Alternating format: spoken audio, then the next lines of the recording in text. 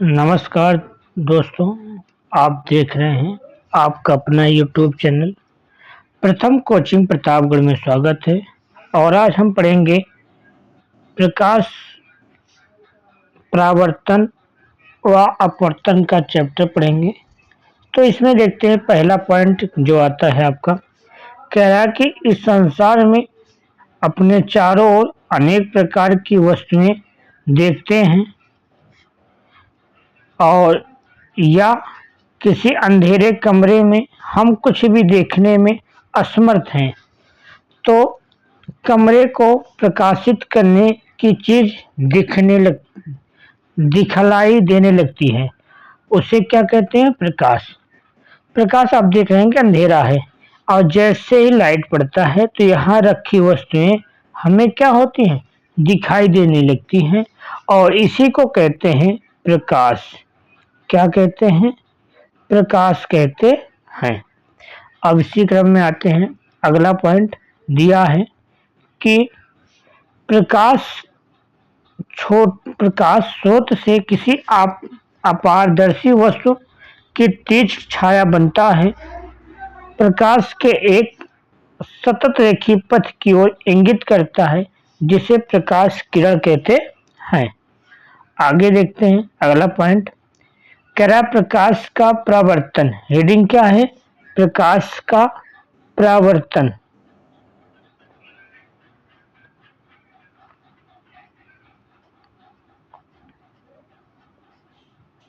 जब प्रकाश की किरण किसी चिकने तल पर टकराती है तो किरण पुनः उसी माध्यम में वापस लौट जाती है। इस घटना को प्रकाश का परावर्तन कहते हैं। देखते हैं जैसे चित्र में दिया गया है। देखिए, ये प्रकाश किरण क्या है? आ रही है इस दर्पण पर और यह पुनः इसी दिशा में वापस लौट जा रही है।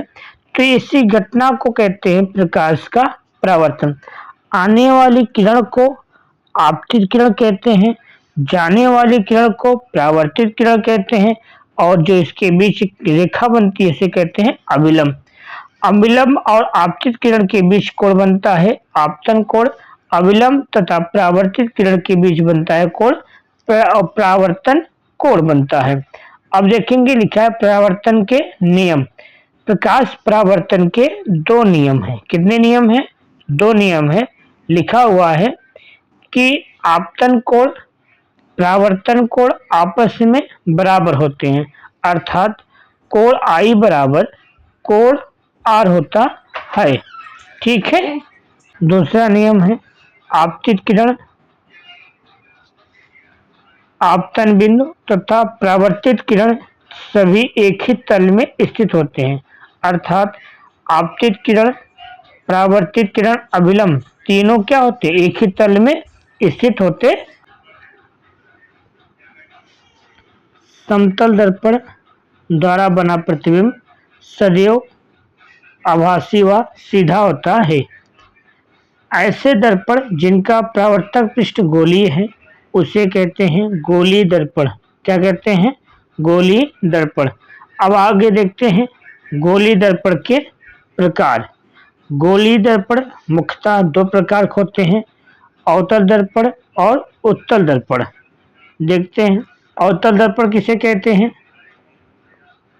अवतल दर्पण गोलीय दर्पण जिसका परावर्तक पृष्ठ अंदर की ओर हो, अर्थात केंद्र की ओर वक्रित हो, उसे कहते हैं अवतल दर्पण। अब देखेंगे आप चित्र में कि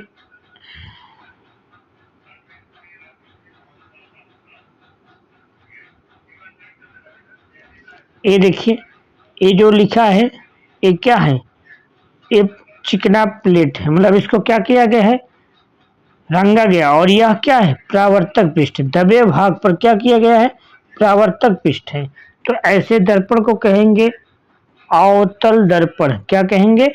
अवतल दर्पण।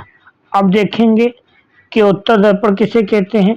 वह गोलीय दर्पण जिसका परावर्तक पृष्ठ बाहर की ओर क्या हो? वक्रित हो, उसे उत्तल दर्पण कहते हैं।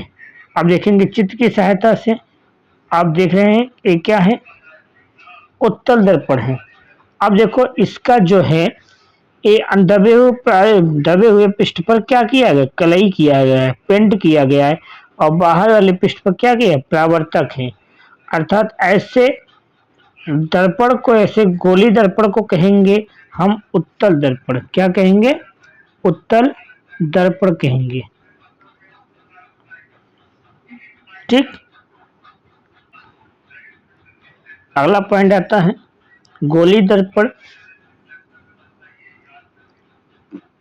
के परावर्तक पृष्ठ केंद्र को दर्पण को ध्रुव कहते हैं, इसे P से प्रदर्शित करते हैं। अगला आता है आपका, कह रहा है कि गोली दर्पण का परावर्तक पृष्ठ एक गोले का भाग होता है या गोले केंद्र का वक्रता केंद्र कहलाता है। आगे देखेंगे कि हम आता है गोली दर्पण का परावर्तक पृष्ठ जिस गोले का भाग है उसकी त्रिज्या दर्पण की वक्रता त्रिज्या कहलाती है। अब इसी क्रम में देखते हैं अगला प्रश्न आता है आपका, लिखा हुआ है कि गोली दर्पण के ध्रुव तथा वक्रता त्रिज्या से गुजरने वाली एक सीधी रेखा की कल्पना कीजिए। या एक सीधी रेखा को मुख्य अक्ष कहते हैं। अब देखो चित्र के माध्यम से हम बताते हैं आपको कौन कैसा है। जैसे यह क्या है, दर्पण है, क्या है, दर्पण है, और यह किरण देखो यह ध्रुव है, और यहाँ से सीधी रेखा जा रही है। इस सीधी रेखा को कहेंगे मुख्य अक्ष। क्या कहेंगे, मुख्य अक्ष। अब इसी मुख्य अक्ष के कोई समांतर किरण ऐसे जा रही हो और दर्पण से टकराने के पश्चात वह जिस दिशा में होकर गुजरती है उसे कहते हैं फोकस। क्या कहते हैं, फोकस कहते हैं। और इस दर्पण का जो केंद्र होता है, दर्पण का जो गोली केंद्र होता है उसे कहते हैं वक्रता केंद्र। और वक्रता केंद्र होता है, और वक्रता केंद्र और इस ध्रुव के बीच की जो दूरी होती है उसे वक्रता त्रिज्या कहते हैं। क्या कहते हैं, वक्रता त्रिज्या कहते हैं। इसी क्रम में आता है अगला प्रश्न है, अगला पॉइंट है कि गोली दर्पण के ध्रुव तथा मुख्य फोकस के बीच की दूरी फोकस दूरी कहलाती है। इसे स्मॉल एफ द्वारा प्रदर्शित करते हैं। अगला आता है गोली दर्पण परावर्तक पृष्ठ की इस वृत्ताकार सीमा रेखा का व्यास दर्पण के द्वारक कहलाता है। अगला आता है कि छोटे द्वारक के लिए गोली दर्पणों के लिए वक्रता त्रिज्या फोकस दूरी की दुगनी होती है, अर्थात यह बराबर r/2। तो आज हमने देखा कि पढ़ा कि आपको कैसा लगा है, आप कमेंट करके जरूर बताइएगा। धन्यवाद।